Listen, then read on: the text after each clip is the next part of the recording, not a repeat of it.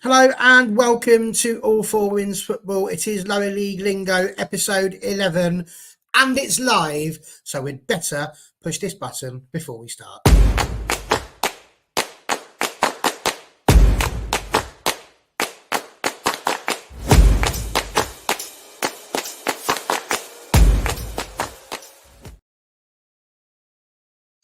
Right, now we've got all of that out of the way. Let's get started good and proper because we are back. The 11th week running of the internet busting, world famous Lower League Lingo, shining the light on the women's football that you may not necessarily get to see a huge amount of. You'll have heard today that there's a record busting television deal for teams that are in the WSL and in the Women's Championship. What's going on with the lower league lot? Well, it's just here, all for women's football. Come and see us. We'll give you your weekly fix of everything that's going on for the teams that are trying to find their way to the promised land of the WSL and the Women's Championship. I'm joined by our northern representative who has returned himself safely from the land of Oz, Italy, and he's back. It is Gareth. How are you doing, sir? Lovely to have you back. Good, thank you very much. Yeah, really enjoyed it. Back from watching football in Italy to come back and talk the lower leagues of the women's football pyramid. I did look and see if there was any Serie A women's games on, but they didn't quite link up with what I wanted to do. So I had to settle for the Champions League, really, which was lovely in itself, but not as good as being here with you two. Obviously, but we brought Matt in. He came in, did an admirable job, but we are glad to have you back, Gareth. And of course, our Midlands correspondent, aka Stourbridge correspondent, is John Foster. How you doing, sir? Yeah, very good. Thank you, Barry. Just about got my voice back from the weekend, so thankfully I'm able to talk about Stourbridge. Looking forward to that as well. And I am, of course, your southern correspondent. And hi, how you doing? Well, we're going to get started. We're not going to muck around much more because there's a lot to get through today. And people are very busy. They've got things to do. So we're going to start unbelievably in the Northern Premier. And what's that I spy just in front of me? It looks like we're going to Stourbridge. So you'd think with it being the north, this must be a Gareth thing. It's not. John, explain to me how Stourbridge have made it onto this channel once again. Why is this important? I only need to justify myself. It's the third time in 11 shows. That's all it is. That's all it is. Okay, well, let's talk about the league position first. This is why it's on there. You talk about 6 pointers. Stourbridge, Calcer, both on 3 points at the start of this game. One was 10th, one was 11th. Only a few goals in between them on the goal average. So it was just a massive, massive game. Neither team could get any points from teams higher than the bottom 4. So it is really a massive 6-pointer. And as you can see, Stourbridge won 2-1. Both teams busy in the player recruitment area going into this game as well. So Macy Winters, formerly of Stourbridge, went back to rugby in the summer, who then joined Solihull Moors. And Debbie Walker also was at rugby, went to Solihull Moors. Both went opposite directions, and one ended up at Stourbridge, one ended up at Calcer, playing against each other. So those both played and made their debut. One of the players who made their debut as well was Rosie Axton. So you may recognise her name more recently from Barnsley and Peterborough, but she has got tier 3 experience as well, playing for Forest and Stoke. So all of those 3 made their debut. Going into the game, fans were now thinking, well, Debbie Walker, CDM, where does that leave Rosie Embley? And Rosie Embley, our captain at Stourbridge, ended up playing a centre-back. So something that she did last season, but she hasn't done this season. She has now bolstered that defensive area and played really well there as well. And both players started for Stourbridge, who were the brand new signings, and didn't disappoint us at all. Calcer only named 4 subs, one of which was Macy Winters, who came on as a second half substitute. And it was an unchanged team to the team that won 4-0 against Hull. So you can really see that Calcer would have got into this game full of beans on the back of that 4-0 win against Hull. bearing in mind Stourbridge lost 4-2 against Hull earlier in the season. You can see why Calcer would have been confident. And they had the first biggest chance of the game, 0-0. Calcer make a little 2v2 kind of thing at the back. On the right hand side, squared it to the striker in the middle, and she ended up hitting it over the bar. But that was easier to score than it was to miss. So Stourbridge got very lucky there, and it remained 0-0. So it was Daisy Clements for Stourbridge who opened the scoring. Just outside the box, left-footed strike, reminded me of the goal that she scored against Bolmere early on in the season. And I wouldn't say it was a lob because I think it was just too powerful for a lob, but it went over the goalkeeper's head. Goalkeeper had no chance whatsoever, and it was a great goal. No subs at half time. It went in 1-0. No subs, but there was quite a few substitutions in the second half before Gwen Horgan scored in the 74th minute to make it 2-0 for Stourbridge. Gwen was someone who the fans saw highly of during pre-season. And she managed to get a goal here. I think the only way I could really describe it is within the space of about 7 seconds, she just twisted and turned, with not really moving too many yards forward, but she still managed to keep hold of the ball, put it onto the foot that she wanted to score with, and managed to smash it into the back of the net. Both goals are recorded on video. They're on my Twitter feed, and obviously Stourbridge as well. So it's well worth a look because both goals were fantastic. Calcer pretty much dominated the second half possession-wise, but they couldn't do anything with that possession up until the 87th minute, where they did pull one back. It was their substitute, Ruby Shaw, who got on the score sheet to make it 2-1. And I think that's pretty much how it ended. I think Calcer would have been disappointed that they didn't do more with their possession, but ultimately it's all about how many goals you score. Both managers got interviewed after the game on Switch Sport Radio, so you can track that down on social media or go straight to Switch Sport. I think both managers gave some great answers to some questions there. And I think now going into Christmas, well, what does that mean? Well, I think Stourbridge are obviously the driving seat now on 6 points. Calcer remain on 3. However, Calcer do have Halifax coming up, so that'll be a game where they'll feel, okay, this is definitely achievable, and try and equal Stourbridge on 6 points. However, Stourbridge are looking at Derby away in their next league game. We know that Derby haven't had a great season so far by their standards, so maybe, just maybe, Stourbridge can get a nice little draw there to bolster them up as well.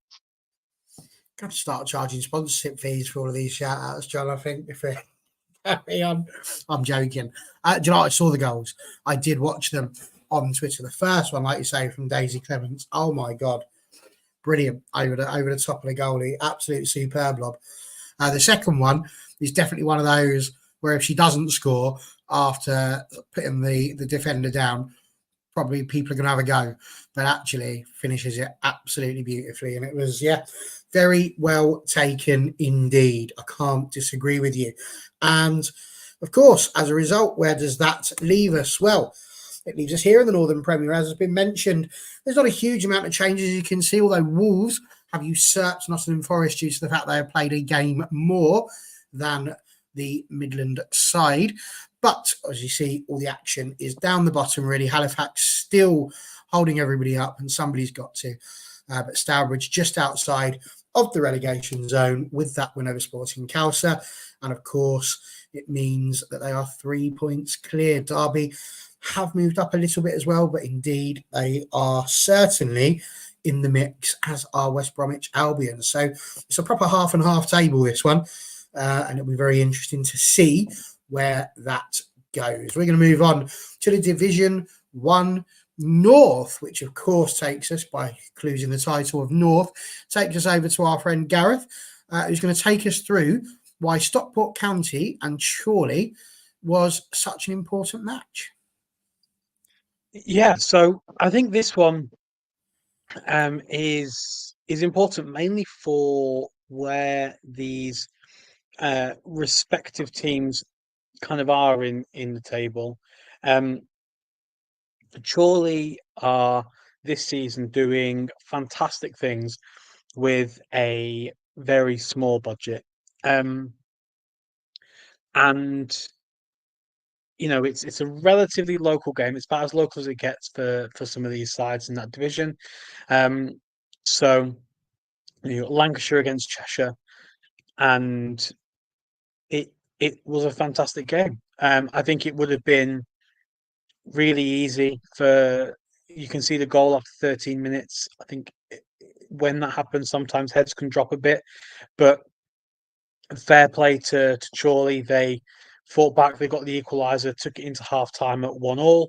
And then Molly Wood has adapted to this level fantastically. She was at Chester last season, so in Tier 6, I believe they came second, but they challenged for the title the whole year, pushed us at Wythenshawe pretty close.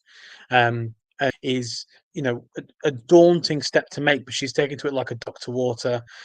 She's in form, scoring goals, kind of performing really well with Chorley. They go from 1-0 down to 3-1 up. Stockport then get one back, making it 3-2. And again, it could have been easy for Chorley's heads to sort of dip a bit. And, you see teams come back from being 3-1 down when they score and seize the momentum. But they didn't. And Mollywood again scored almost an immediate response to restore the 2-goal lead rather, and they came away sort of with a fantastic result.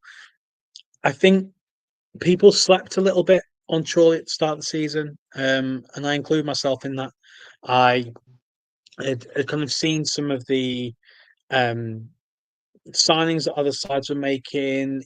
Chorley recruited, but they'd done some recruitment. I wasn't sure how people like Mollywood would take to Tier 4. They're obviously talented, but you see people making that step up where they've gone from being one of the absolute standout players in a division.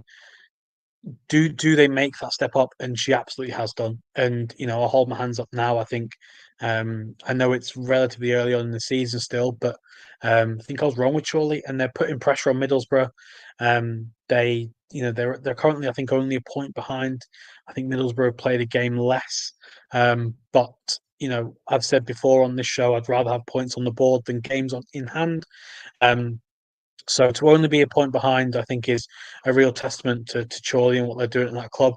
It's another defeat, though, for Stockport, who are kind of in that mid-table area. They're seventh. They're 4 points clear of the relegation zone, but they're 10 points off top spot at the moment. So I think they are looking over their shoulders a bit more than they are looking ahead, which is a shame. It's not where they would have wanted to be. They'd have been wanted to be further on the table, wanted to be putting pressure on teams like Middlesbrough. And I think they will be disappointed looking around that it's Chorley and Cheadle that are the teams doing that. They would have hoped it would have been them. And so far this season, it's not played out. But granted, there is still time. We're not halfway through the season yet. A big second half of the season, a big push after Christmas, or in this run up to Christmas, and fortunes can change. We know that. So it will be interesting to see how these two teams go, especially now that things like County Cups, FA Cups, fixtures are starting to build up. There's big gaps from league games.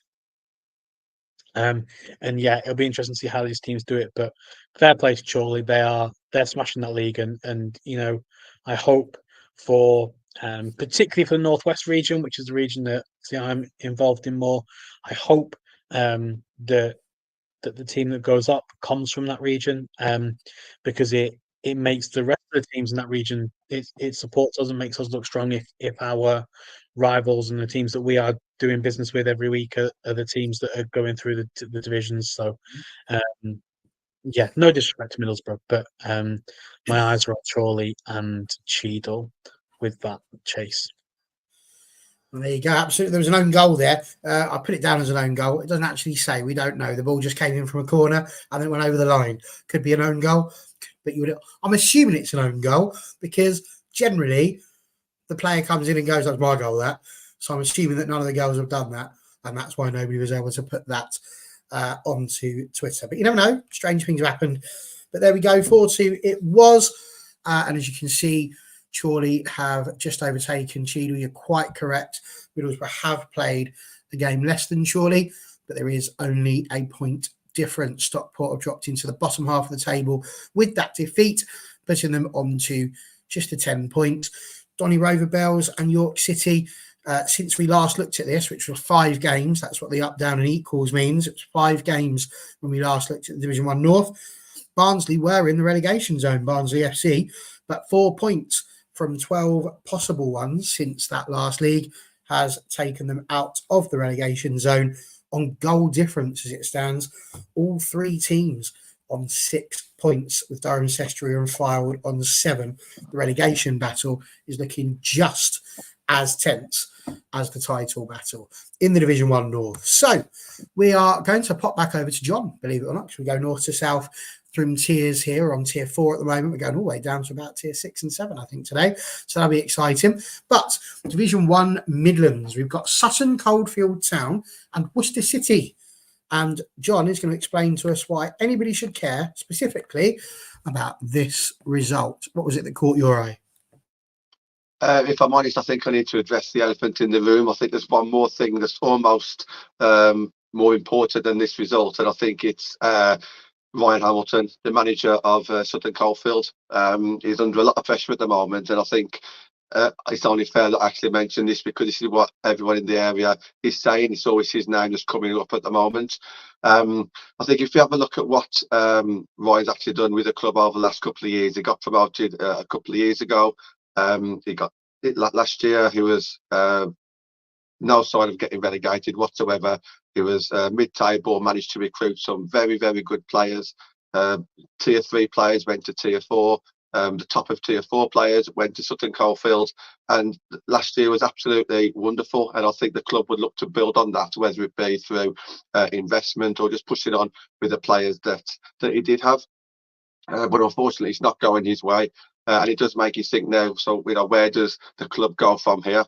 Do they give him a bit more time? Do they let their expectations drop just for this one season?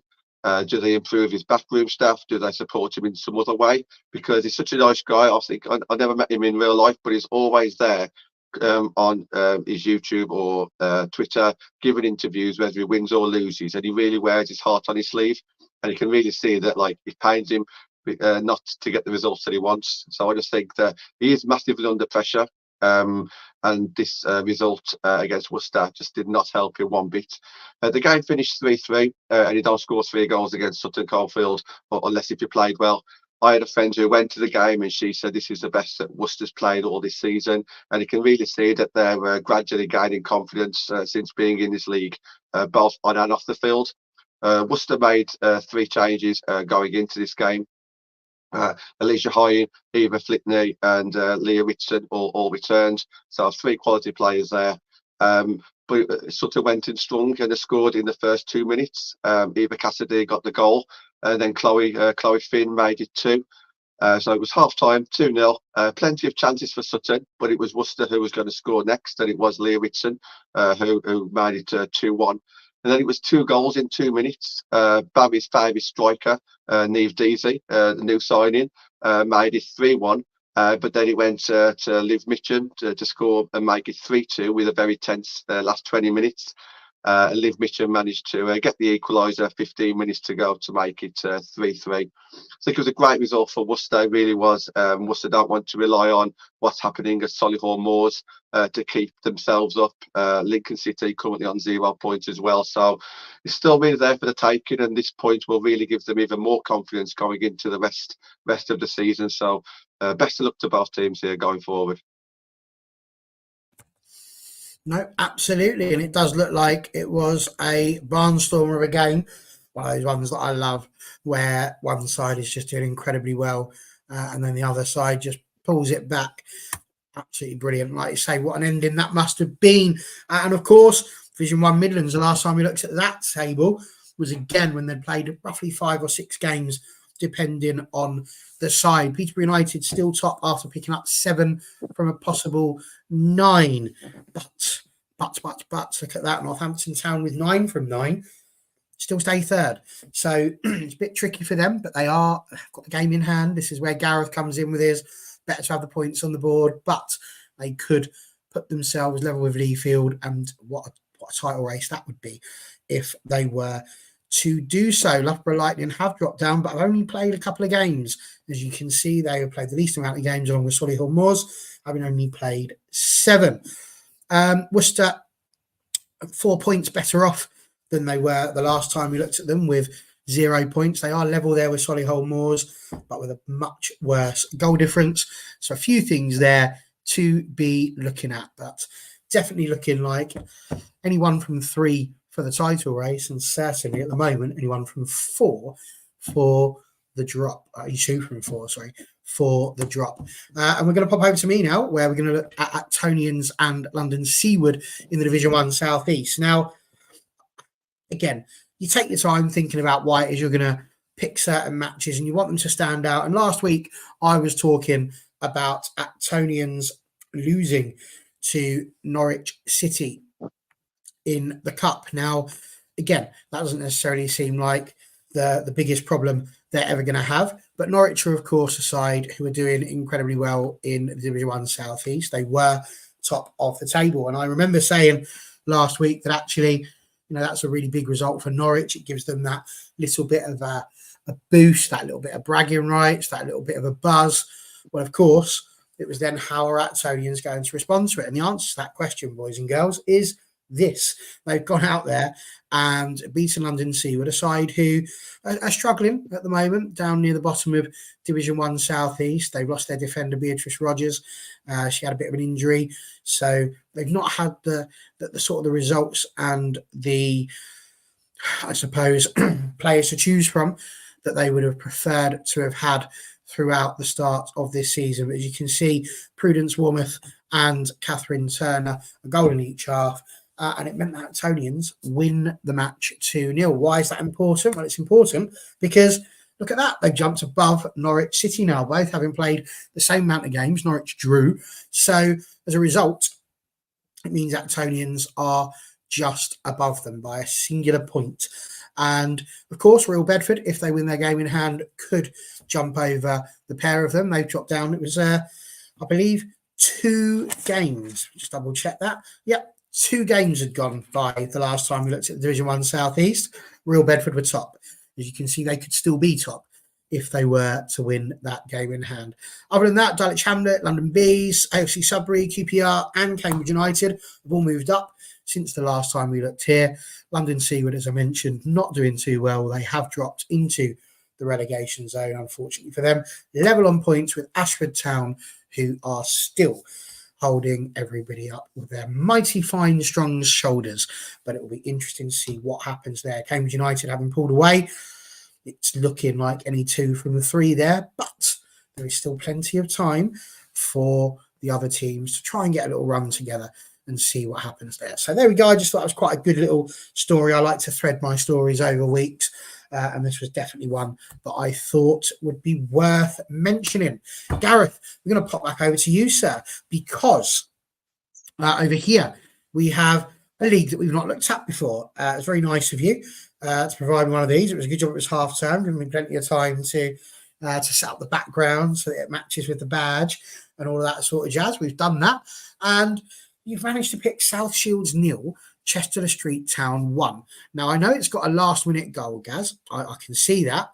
But apart from that, why should I be excited about this football match? Because that could be 90 minutes of absolutely nothing and then just a goal. But why is it important?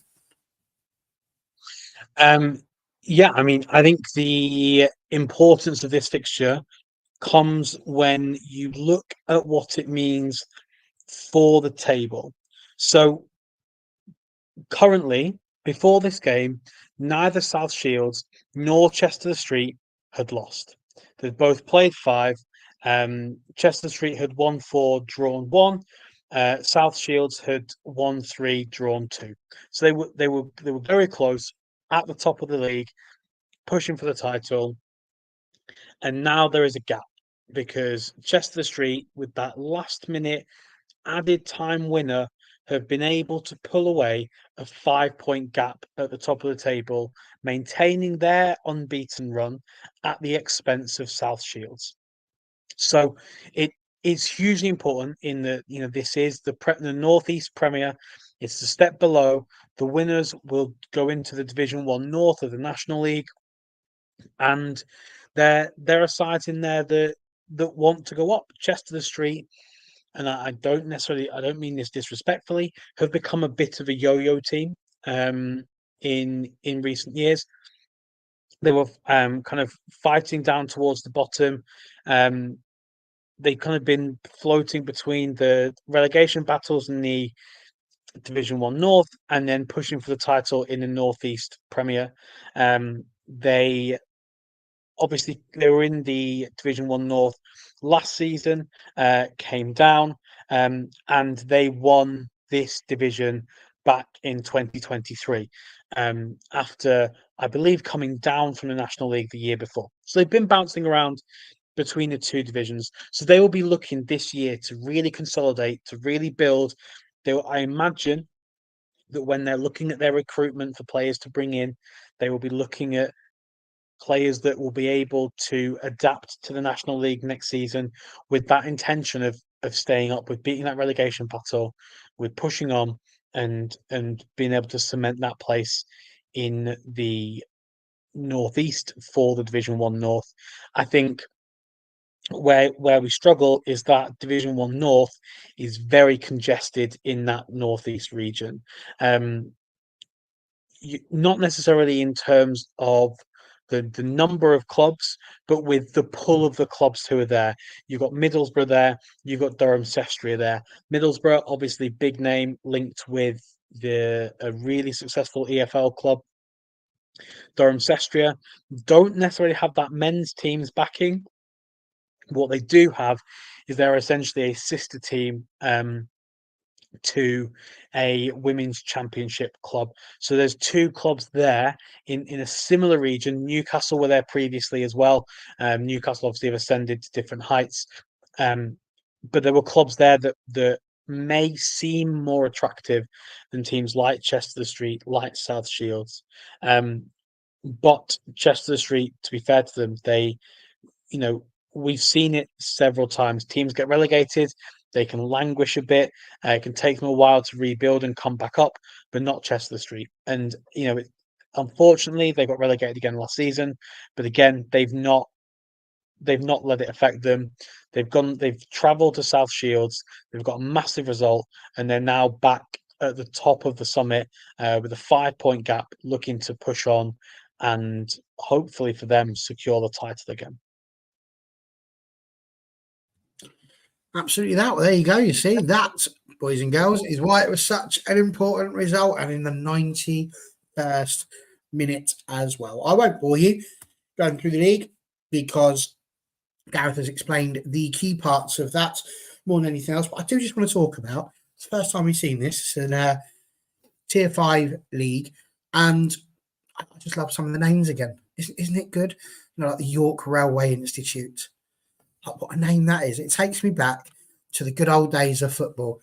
Like Lee RMI, the Railwaymen's Institute. Just proper old-fashioned footballing names. Love it. Absolutely love it. So there we go. It's over to me next. And what a colour scheme this is for your badge, by the way. So, bit of a fan.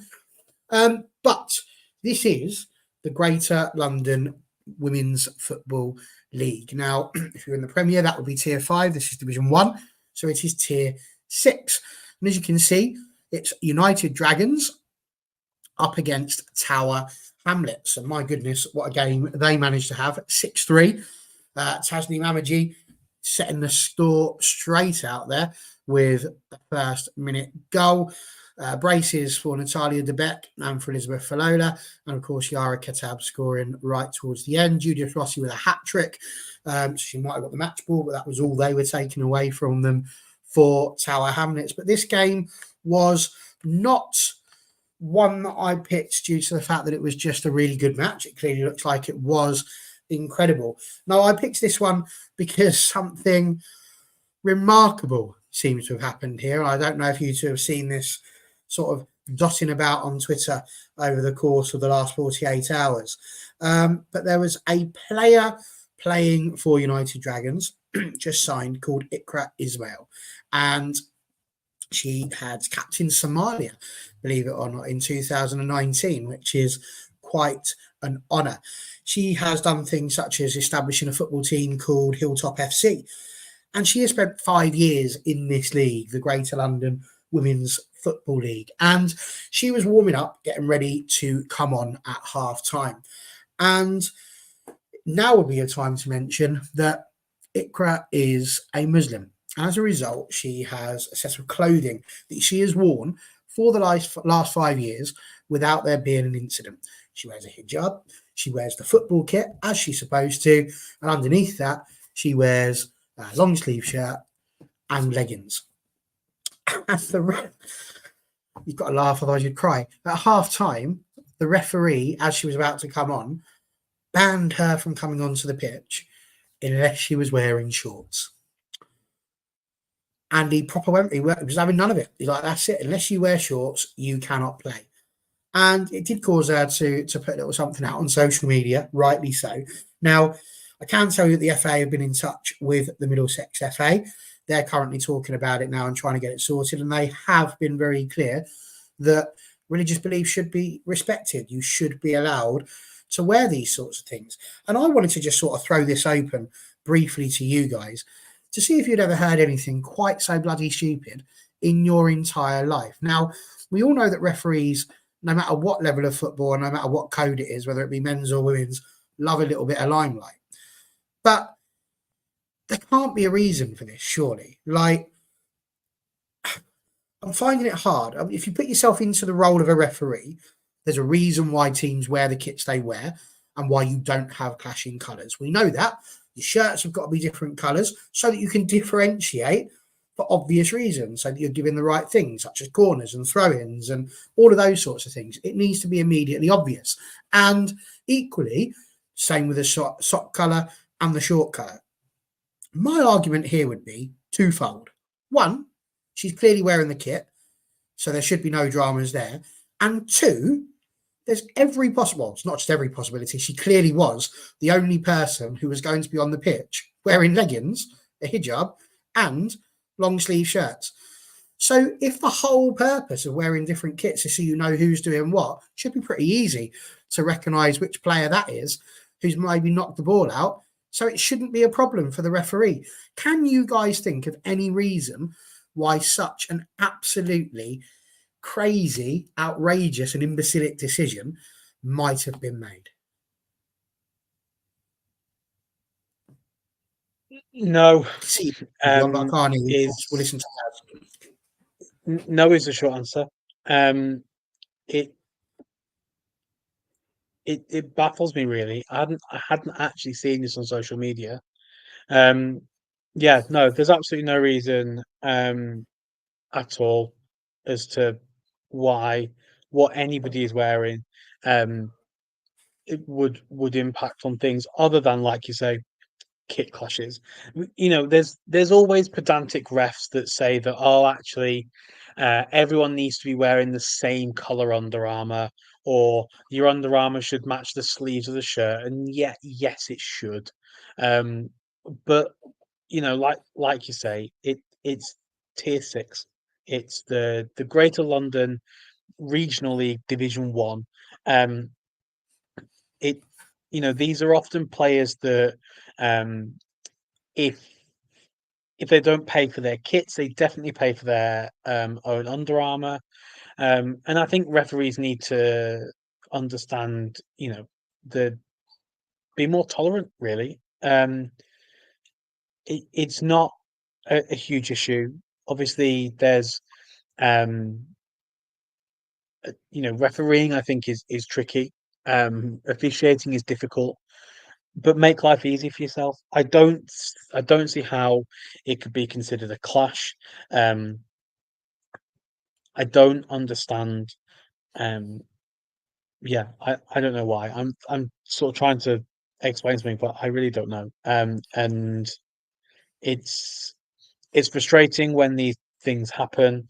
It's upsetting when these things happen, because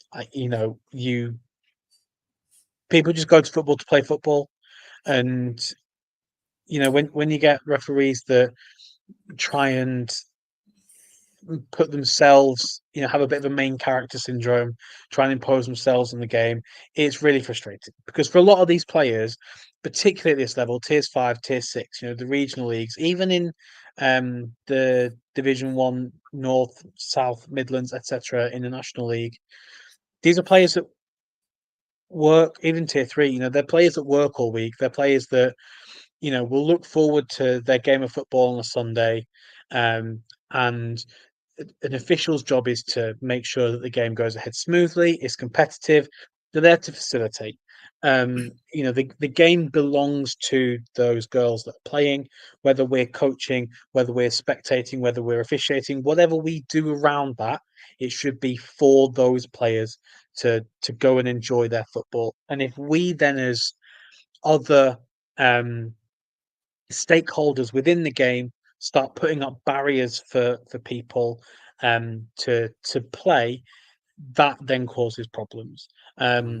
And ultimately, we should just allow people to play football, and stopping her from playing football is horrific.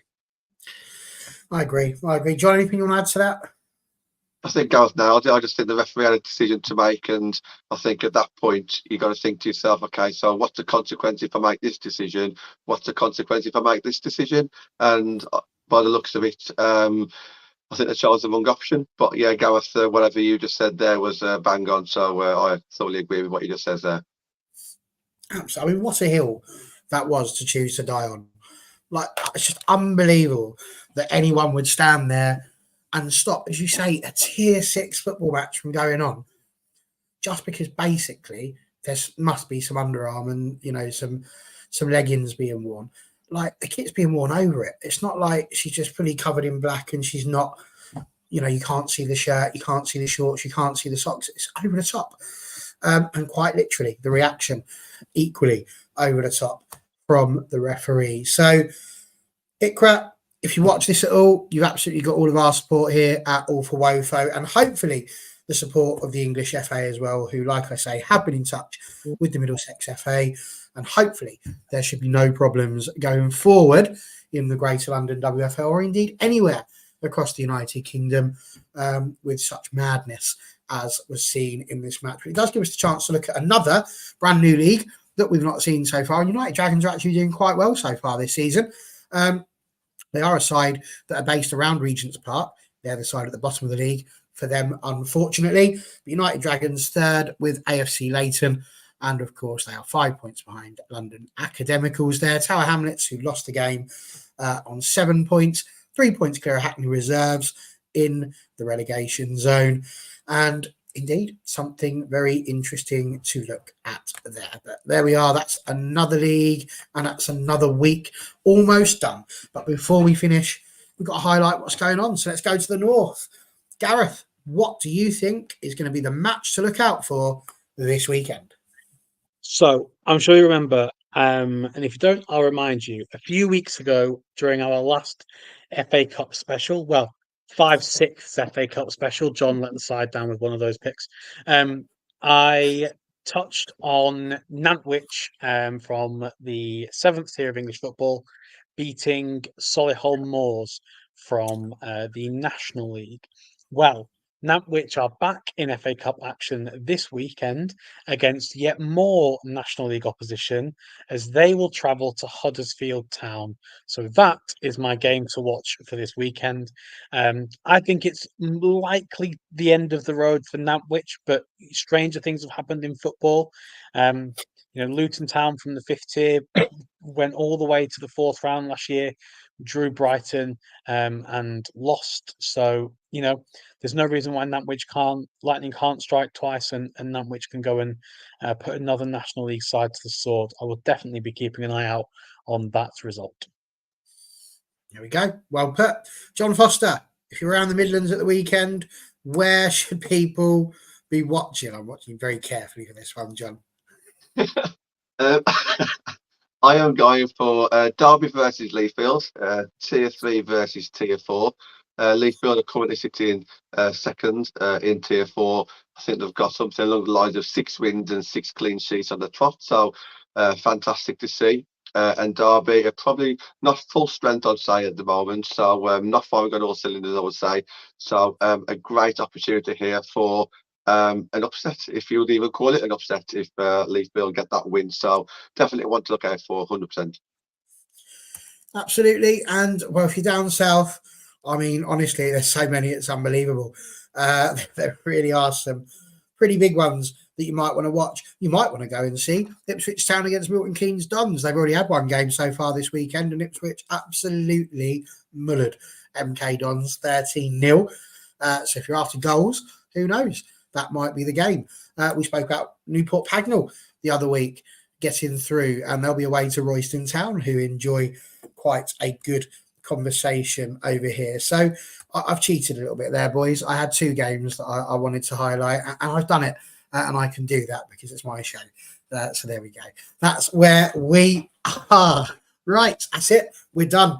It's been 40 minutes of enjoyable lower league chat, and that is what we are all about here. Gareth, John, as ever, an absolute pleasure to have you both with us. We'll be back next week for another lower league lingo, and it will be, make sure you listen to this bit, John, an FA Cup special, of course, because the FA Cup is this weekend and there are a lot of games to choose from. So I sincerely doubt we'll be looking at any league tables next week. This is what John's like. I'm sure we'll find something. He'll probably have the Jupiter and Mars National League for us to have a little look at in Tier 9. But it should be great fun. Been a pleasure. Really enjoyed your company. We'll see you again next week. Thank you very much.